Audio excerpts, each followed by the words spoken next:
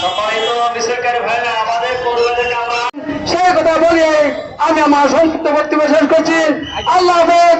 আসসালামু আলাইকুম রহমতুল্লাহ। ব্রাহ্মণবাড়িয়া পৌরসভার সংগ্রামী আমির জনাব আবুল বাশার ভূঁইয়া, সম্মানিত ভাইরা আমাদের করছি,